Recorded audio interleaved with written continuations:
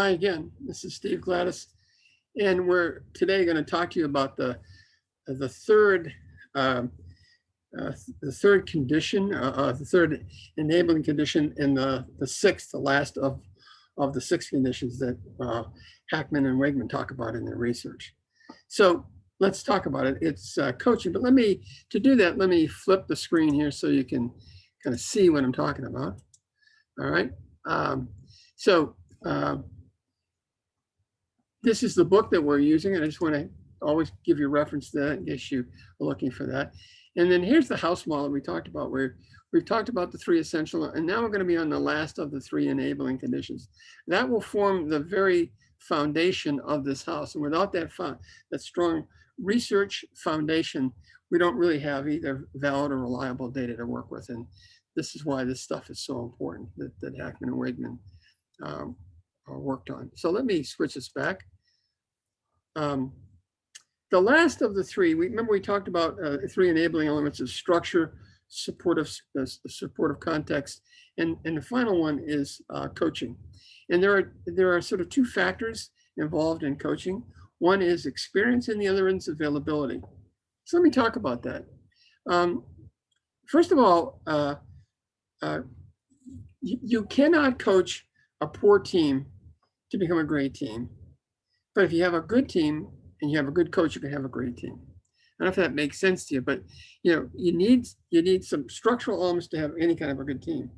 And coaching adds to that. But there's no way you're ever going to have a great team without a good coach. Sometimes that coach is somebody on the team itself. It could be the leader. It could be one of the subordinates who acts as kind of a big brother, big sister, kind of to coach the team. But what a lot of people are finding is that outside coaches present a real value. People like me, and I'm not just doing it because I'm not saying it's just because it's me, but that anytime you bring an outsider in a situation, people tend to pay more attention. It's like when you have guests over, you clean the house up, you get it ready, and you pay more attention to things because there's somebody coming in. And that's the same way with coaches. If you're going to bring in a coach, or you're going to use somebody on the team, especially if you're going to bring somebody in, number one, you want to make sure they're experienced at coaching teams. Not all groups are experienced at coaching teams. Not all coaches are experienced at coaching teams or talking. Anyway, so many times coaches are good at doing individuals, but really don't know how to handle teams. If they haven't had experience doing it, you might want to wait till they get more experience, or till you can bring somebody who's done some work with teams and can demonstrate to you, and can give you some names of team leaders that can give you some references to that person. Have they actually dealt with teams? Teams is an emerging specialty in coaching.